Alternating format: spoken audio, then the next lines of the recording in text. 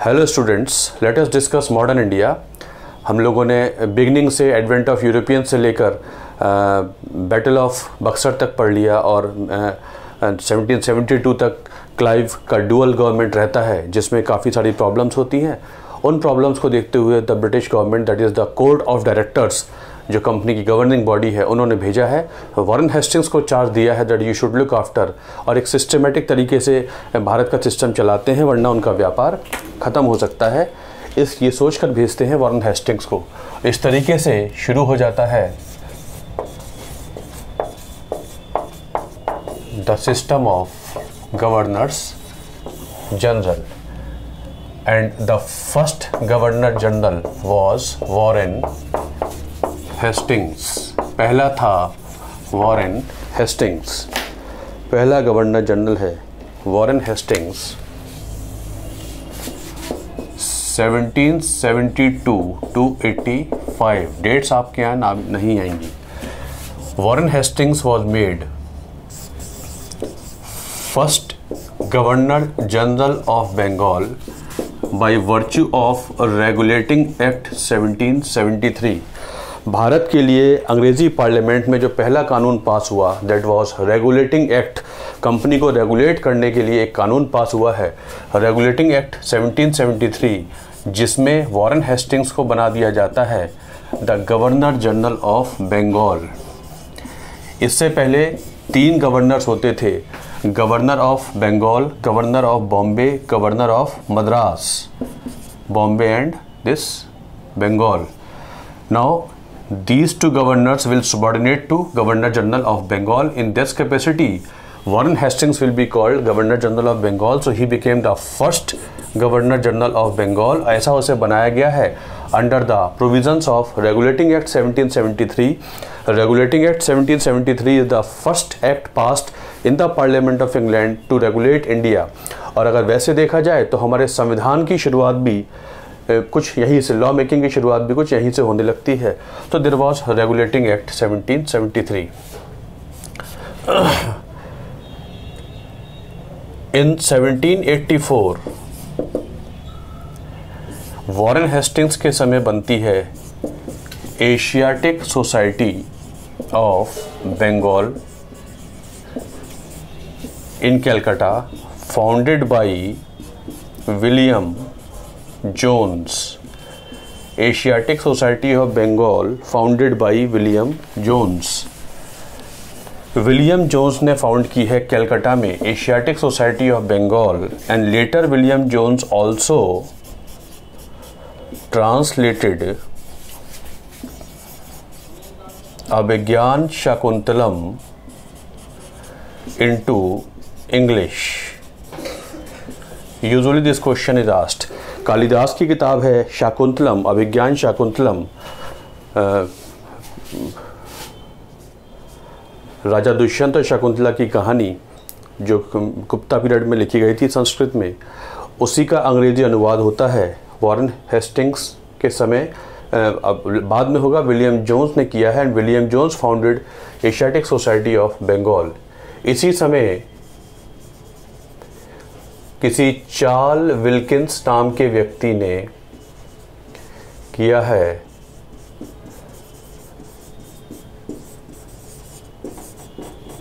भगवद गीता का अनुवाद इंग्लिश में। ये वॉरेन हेस्टिंग्स ने करवाया। ये बात का डेवलपमेंट है, विलियम जोन्स का ट्रांसलेशन, लेकिन वॉरेन हेस्टिंग्स ने खुद गीता का अंग्रेजी अनुवाद करवाया है। अब करने वाले का नाम था Charles Wilkins. Charles Wilkins in the time of Warren Hastings, on the sponsorship of Warren Hastings, translated the Bhagavad Gita into English। और इस ट्रांसलेशन का जो इंट्रोडक्शन है वो लिखता है वॉरेन हेस्टिंग्स। वॉरेन हेस्टिंग्स ने इंडियन लॉ की नॉलेज में काम करने वाले लोगों के लिए, इंडियन लॉ की नॉलेज रखने वाले लोगों को ट्रेन किया, करवाया है, और 1781 में फाउंड किया है Calcutta Madrasa. Warren Hastings founded Calcutta Madrasa so that he can have some people who are well versed in the Indian law, Persian law, जो भारतीयों के ऊपर वो लागू करेगा। तो उसने शुरू किया है कैलकाटा मदरसा शुरू हो जाता है, Calcutta Madrasa. And Warren Hastings started the post of collector, district magistrate जिसे कहते हैं सिविल सर्विसेज में, IAS officer, collector. Collection of revenue is very very important. तो एक पद शुरू हुआ है कलेक्टर का। Warren Hastings started the post of collector, उसने कलेक्टर का पद शुरू करवाया है। वॉरेन हेस्टिंग्स को वापस बुलाया जाता है और उसके खिलाफ चलता है impeachment in the parliament of England. बस आप इतना याद करिए कि कौन सा गवर्नर जनरल था जिसके खिलाफ पार्लियामेंट में, इंग्लैंड की पार्लियामेंट में इम्पीचमेंट चला था। तो the only governor general who faced impeachment in the parliament of England was Warren Hastings. You know impeachment, जब पार्लियामेंट्री वोट से किसी को हटाया जाए, दैट इज कॉल्ड इम्पीचमेंट। राष्ट्रपति का होता है इम्पीचमेंट। सुप्रीम कोर्ट जजेस, हाई कोर्ट जजेस, chief election commissioner and CAGI, इन सबको इम्पीचमेंट से हटाया जाता है, महाभियोग। तो द ओनली गवर्नर जनरल और वाइसरॉय और president of India who faced impeachment ever was only Warren Hastings. इसके किसी और के खिलाफ ही आज तक इंडिपेंडेंस से पहले भी नहीं आया, बाद में भी नहीं आया। फिर आता है कॉर्नवालिस। कॉर्नवालिस कुछ उस समय भेजा गया था जब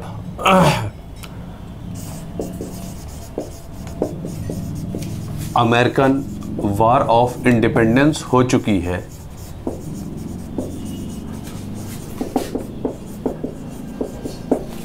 और इसके बाद बना है USA, जहाँ 13 कॉलोनीज मिलके अंग्रेज़ों से आज़ादी लेती हैं और बनाती हैं USA। और 1787 में उन्होंने अपना कॉन्स्टिट्यूशन बना लिया है। वर्ल्ड में पहला democratic constitution was framed by Americans which came into being in 1787। ये आपके एग्जाम में काफ़ी पहले आ चुका है PSU में। So it was after American war of independence. इन्हीं दिनों ये it was Cornwallis who was defeated by George Washington. George Washington उस समय हुआ करते थे और कॉर्नवालिस ही वहाँ पर हारा था। और उसके बाद उन लोगों ने मिलके फिलाडेल्फिया में एक कांग्रेस की है और बना लिया है अपना संविधान। The first model constitution in the world, democratic constitution in the world was American constitution. तो it was Cornwallis who was defeated over there. इसे यही भेज दिया जाता है भारत की तरफ। और इसलिए ये कहा गया कि loss of A colony was followed by gain of A colony, है ना। उधर अमेरिका हाथ से निकला था और इंडिया हाथ में आ रहा था, इसलिए कहते हैं कि इधर अमेरिका गया था और इंडिया को कैप्चर करते जा रहे थे। तो loss of an empire was followed by gain of an empire. America निकला है और वो आ गया है।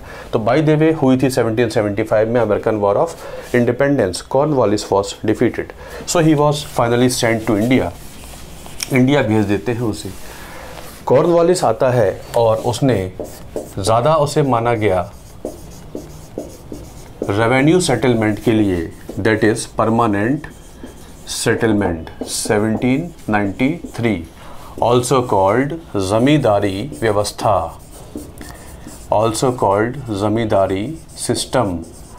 रेवेन्यू कलेक्शन का है जिसमें zamindar will go for collection of revenue from the people. अंग्रेज़ों के लिए सबसे इम्पॉर्टेंट क्या था? रेवेन्यू था भारत में, क्योंकि भारत के रेवेन्यू से ही तो वो सामान खरीद के भेजेंगे इंग्लैंड। तो अब वो भारत पैसे के साधन भारत में ही ढूंढने लगे हैं।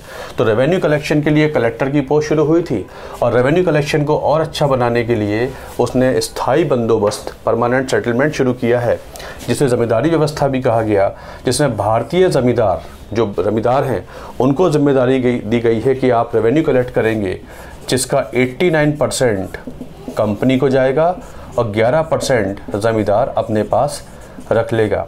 ये जो सिस्टम था जिसमें ज़मींदार को 11% का बेनिफिट मिलना है और इसके ऊपर जो भी आ जाए, मतलब जो हमने बता दिया आपको कि 100 रुपया आपको रेवेन्यू लेना है, उसमें 89 रुपीज़ कंपनी को दे देंगे, 11 आप रखेंगे, आप कंपनी के लिए काम कर रहे हैं।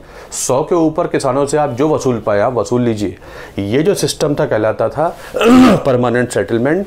और एक ऐसी क्लास डेवलप हो गई थी which always remained supporter of British rule in India called zamindars. इन्हीं के लिए फिर लैंड रिफॉर्म्स, इन्हीं सिस्टम को ख़त्म करने के लिए इंडिपेंडेंस के तुरंत बाद लैंड रिफॉर्म्स हुए थे। जमींदारी अबॉलिशन पास हुआ था, संविधान में शेड्यूल 9 ऐड हुआ था। जितने जमींदारी अबॉलिशन लॉज हैं सब शेड्यूल 9 ऑफ द कॉन्स्टिट्यूशन में डाले गए थे। आपको याद होगा कि संविधान में तो 8 शेड्यूल थे ओरिजिनली, 9वां जुड़ा था। और जो पहला अमेंडमेंट संविधान में हुआ था, फर्स्ट अमेंडमेंट एक्ट 1951, उससे शेड्यूल 9 जुड़ा था जिसमें जमींदारी सिस्टम एबॉलिश किया गया था। ये शुरू किया था कॉर्नवालिस ने। Cornwallis is also known for starting the post of district judge।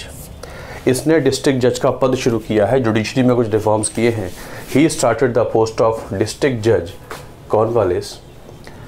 Cornwallis is also known for beginning of civil services.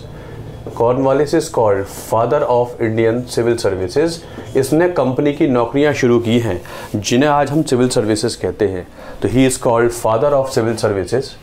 Cornwallis is called father of civil services as he started. Company की नौकरियां exclusive थी, हर एक के लिए allowed नहीं थी, only अंग्रेज उसमें काम कर सकते हैं। तो शुरू हुई थी civil services. Cornwallis is called father of civil services. इसने शुरू किया है संस्कृत कॉलेज बनारस में।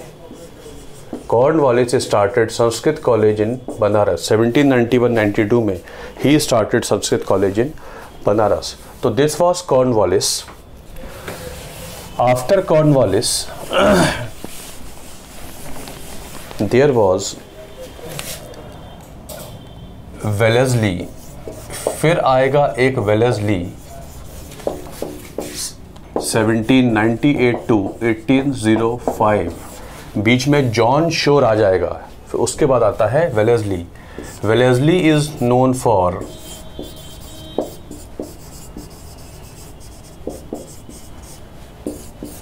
imposing subsidiary alliance. इसने शुरू किया है subsidiary alliance with Indian states. जितनी भारतीय राज्य हैं, राजा वगैरह रियासत हैं, उसको सिस्टम को कैप्चर करने के लिए उसने साइन करवाया है सभी भारतीय राज्यों से सब्सिडरी अलायंस कि you shall work under the British government. और जितने भारत के राज्य हैं इनको सबॉर्डिनेट किया जाता है, और उसने साइन करवा लिया है सब्सिडरी अलायंस। जो भी भारतीय राज्य है उसका डिफेंस प्रोटेक्शन कंपनी के हाथ में है। आप किसी और देश को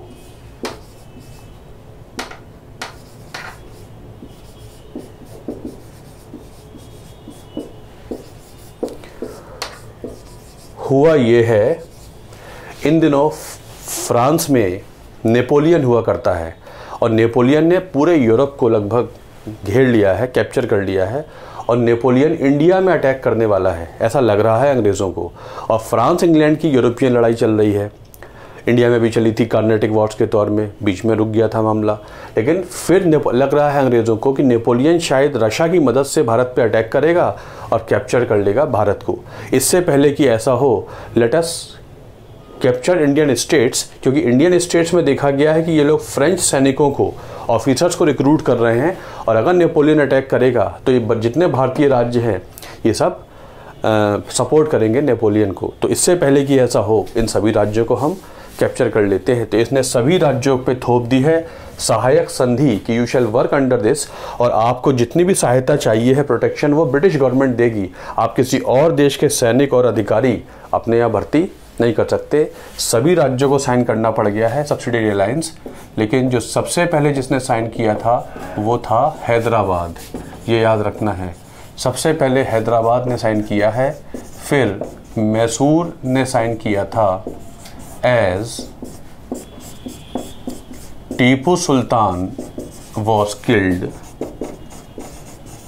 इन 1799 in 4th Anglo Mysore war. Basically ये टीपू सुल्तान ही था जिसने फ्रांसीसियों को अपने यहाँ रिक्रूट किया है। एक बहुत बड़ी आर्मी बना रहा था मॉडर्न आर्मी बना रहा था, मेडिवल एज जैसा राजा लेकिन मॉडर्न आउटलुक का था, वो था टीपू सुल्तान। तो टीपू सुल्तान से बहुत बड़ा खतरा था और टीपू सुल्तान के मैसूर जैसा ही हैदराबाद और पंजाब सभी राज्य उस समय कर रहे थे।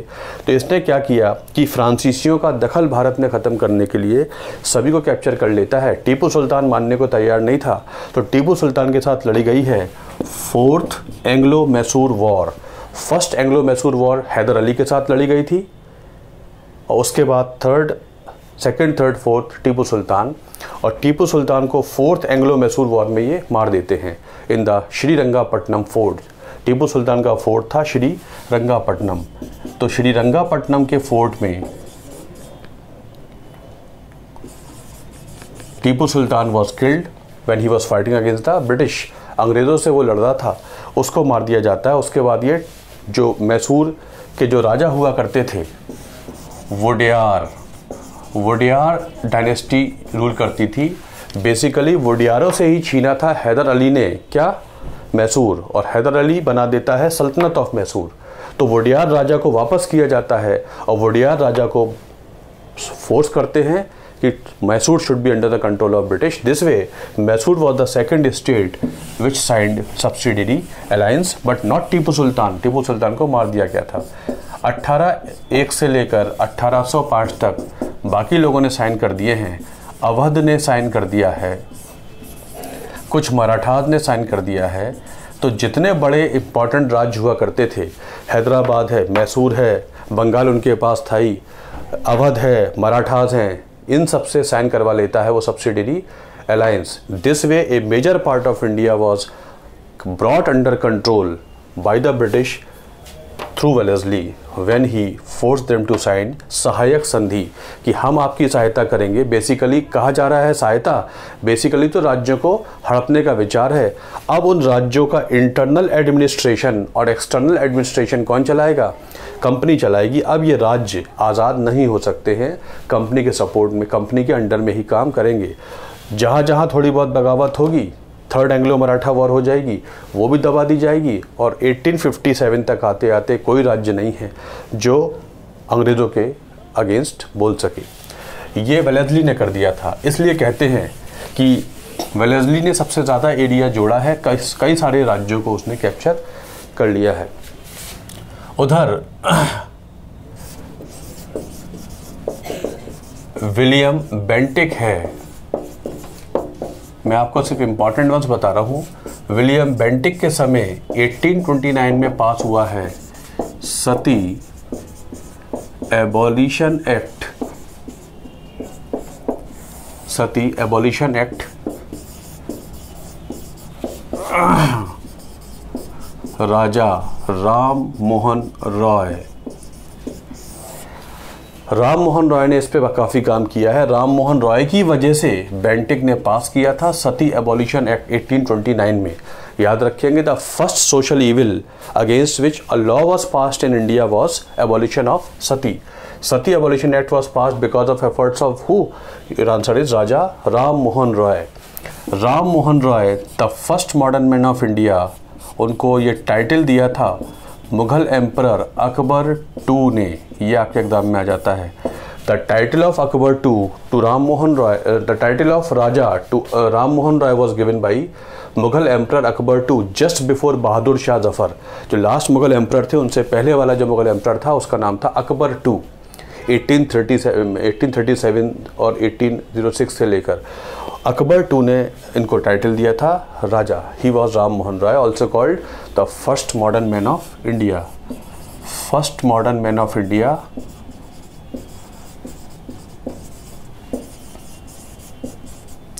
इसलिए जब राम मोहन रॉय जैसे लोग हुए 19th सेंचुरी, इसे कहते हैं एज ऑफ रीजन।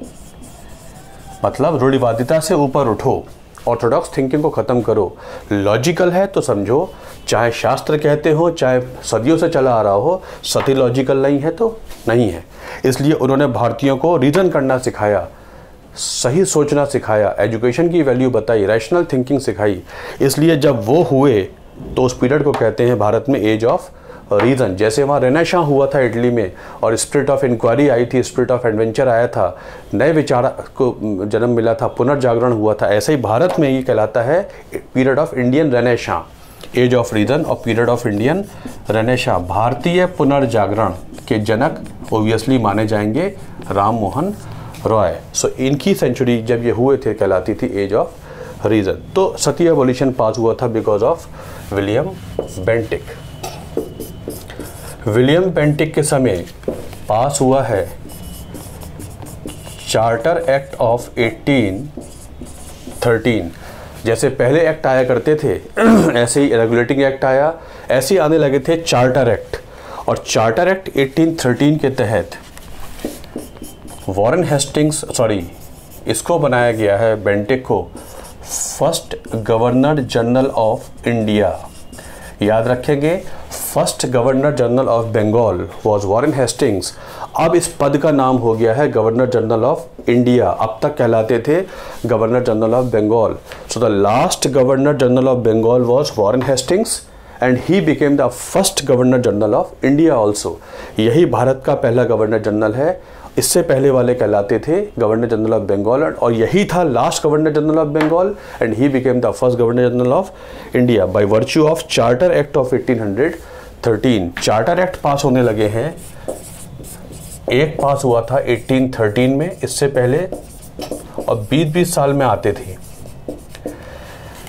1833 से पहले 1813 में आया था और 1813 के चार्टर कानून से ईस्ट इंडिया कंपनी की ट्रेड मोनोपोली ख़त्म कर दी गई थी। उनके व्यापार के एक्सक्लूसिव अधिकार ख़त्म कर दिए गए थे और इंग्लैंड की सारी कंपनियां आकर भारत में व्यापार कर सकती हैं। तो ये कंपनी की एंड की शुरुआत थी जब 1813 के चार्टर कानून में उनकी ट्रेड मोनोपोली ख़त्म कर दी गई थी, बस एडमिनिस्ट्रेटिव अधिकार थे। और 1833 से लेकर 20 साल बाद आया 1833 में, यहाँ थोड़ी बहुत मोनोपोली रह गई थी, कुछ एरिया दे दिए थे, 99% ख़त्म कर दिया था। यहाँ पूरी तरीके से ही ख़त्म कर दिया। अब कंपनी सिर्फ और सिर्फ एडमिनिस्ट्रेटिव काम करेगी। अब कंपनी के पास जो थोड़ा बहुत एरिया छोड़ दिया था व्यापार के लिए वो भी ख़त्म हो जाएगा इन चार्टर एक्ट 1833। ये चेंज आ जाएगा। इधर 1835 में बेंटिक के समय एक मकॉलेज रिपोर्ट आई है जिससे भारत में शुरू हो जाती है इंग्लिश एजुकेशन। 1835 में शुरू हुई है भारत में इंग्लिश एजुकेशन। 1835 में टीबी मकॉले नाम का एक व्यक्ति है, उसने बोला है कि अंग्रेजी शिक्षा को इम्पोज किया जाए। इस तरीके से भारत में अंग्रेजी शिक्षा शुरू होती है 1835 में। और मकॉलेज रिपोर्ट का संबंध की शिक्षा पद्धति से है, इंग्लिश एजुकेशन से संबंध है मकॉले रिपोर्ट का। इस तरीके से कुछ इंग्लिश एजुकेशन भारत में शुरू हो जाती है in the time of William Bentinck. फिर आएगा आगे चलकर डलहौजी 1848 to 56 आएगा डलहौजी। और डलहौजी भारतीय राज्यों पर, जो राज्य रह गए हैं उनके ऊपर लागू कर देगा doctrine of lapse. Doctrine of lapse लागू कर देगा। That is if no royal successor then the British has every right to capture the state। समझ लीजिए, अगर राज्य में राजा, निज़ाम या कोई जो भी रूलर हैं, अगर वो उनका अपना पुत्र नहीं है, वो अपना रॉयल सक्सेसर नहीं दे पा रहे हैं, ऐसे में किसी दत्तक पुत्र को सत्ता नहीं सौंपी जा सकती। ऐसे में ये डॉक्ट्रिन ऑफ लैप्स की जो पॉलिसी है ये उस राज्य को कैप्चर करना अलाउ करती है। That is adopted sons could not inherit the throne. गद्दी, दत्तक पुत्र को राजा बनने का अधिकार नहीं है। जहाँ जहाँ ऐसी स्थिति है वो लगा देगा डॉक्ट्रिन ऑफ लैप्स और 1848 में जो सबसे पहले राज्य कैप्चर हुआ था डॉक्ट्रिन ऑफ लैप्स में, वो था सतारा। महाराष्ट्र में सतारा राज्य हुआ the first case of application of doctrine of lapse. और सबसे इम्पॉर्टेंट केस था Jhansi. The most important case, well known case of the application of doctrine of lapse was Jhansi. तो इसने बहुत सारे राज्य कैप्चर किए हैं, उनमें सतारा पहला था, झांसी सबसे इम्पॉर्टेंट था। उसने लागू कर दी है डॉक्ट्रिन ऑफ लैप्स। 1848 में वो एक बाकी राज्यों को कैप्चर करना शुरू कर देता है। डलहौजी ने बाकी काम छोड़ा हुआ निपटाया है और राज्यों को कैप्चर किया है। ही कैप्चर्ड अवध। वैसे तो अवध सब्सिडियरी अलायंस में है, वो कंप्लीट कैप्चर नहीं था, लेकिन अब ये कंप्लीट कैप्चर कर लेगा और 1856 में ये अवध कैप्चर कर लेगा, ये बताते हुए कि अवध का राजा वाजिद अली शाह, जो अवध का नवाब है, Wajid Ali Shah is miss ruling his people. क्योंकि आप अपने लोगों के ऊपर अच्छा शासन नहीं कर पा रहे हैं, इसलिए अवध के लोगों को अच्छा शासन देने के लिए कैप्चर किया जाता है अवध। और अब अवध प्रोविंस बन गया है। प्रोविंस भारत के वो राज्य हुआ करते थे जिन्हें अंग्रेज सीधे चलाते हैं, और रियासतें वो होती थी जिन्हें अंग्रेज इनडायरेक्टली चलाते थे, थ्रू राजा निज़ाम या रूलर के थ्रू। तो अवध इससे पहले तो प्रिंसली स्टेट था, अब अवध बन गया है क्या, प्रोविंस। मतलब अब अवध कंप्लीटली अंग्रेज चलाएंगे। 1856 में वो अवध भी कैप्चर कर लेता है और लगभग पूरा भारत कैप्चर हो जाएगा। जब 1849 में उसने एक और बड़ा राज्य कैप्चर कर लिया है, Punjab, from the family of Maharaja Ranjit Singh. 1849 में पंजाब कैप्चर कर चुका है और पंजाब से ही निकाला गया था Kashmir and sold to Dogra Raja Gulab Singh. Punjab को कुछ मुआवजा देना था अंग्रेज़ों को, वो मुआवजा पंजाब नहीं दे पा रहा था, तो उस मुआवजे के बदले गुलाब सिंह ने मुआवजा दिया है और कश्मीर ले लिया है। This way Dogra king Gulab Singh को दे दिया गया है Kashmir, which was part of Punjab. This way Kashmir became a princely state. इस समय ही पंजाब, वैसे पंजाब का पार्ट होता था कश्मीर। तो दिस वे डलहौजी के समय तक आते आते they had captured the whole of India. उस समय पंजाब का मतलब था the whole of Pakistan, Jammu and Kashmir, ये सब उस समय, हिमाचल वगैरह, ये सब पंजाब कहलाता था। ईरान बॉर्डर्स तक, अफगानिस्तान बॉर्डर तक बहुत बड़ा किंगडम होता था पंजाब का। Kashmir had now become a princely state ruled by Gulab Singh and his family until late. Karan Singh है ना, करण सिंह, हरी सिंह, करण सिंह, जो इस समय करण सिंह कांग्रेस के एमपी हैं, he is from the family of Gulab Singh. This way Kashmir became a princely state. In 1849 he captured Punjab from the family of Maharaja Ranjit Singh. उन्होंने kingdom of Punjab बनाया था। पूरा भारत कैप्चर हो जाता है by the time of Dalhousie. Dalhousie also introduced railways. उसने रेलवेज को भी इंट्रोड्यूस किया है 1853 में। पैसेंजर रेलवे शुरू हुई है and you all know very well कि the first railway passenger railway train was it moved from Bombay to Thane. Railway पे काम तो काफ़ी पहले चल रहा था, बट फॉर्मली रेलवे शुरू हुई है in the time of Dalhousie. 1853 में बॉम्बे टू थाने उसने रेलवे सिस्टम चलाया है। Dalhousie also is known for organising post office system. उसने पोस्टल स्टैम्प्स शुरू किए हैं भारत में। पोस्ट ऑफिस व्यवस्था का ही सिस्टम था telegraph system. Post office system का ही सिस्टम था टेलीग्राफ सिस्टम, इसलिए डलहौजी को बोला जाता था फादर ऑफ इंडियन टेलीग्राफ। 2013 में भारत सरकार ने टेलीग्राफ सिस्टम एंड कर दिया। It was started by Dalhousie in 1854। 1854 में ये शुरू हुआ था। It was part of post office system. Postal stamp शुरू करता है, टेलीग्राफ सिस्टम शुरू करता है, और 2013 में भारत सरकार ने इस सिस्टम को बिल्कुल ख़त्म कर दिया। Dalhousie has been called father of Indian telegraph. वो कहलाता है father of Indian telegraph. Dalhousie के समय एक रिपोर्ट आती है Wood's dispatch.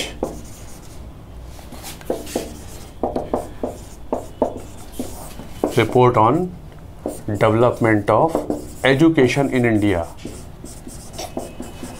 right from primary level to university level.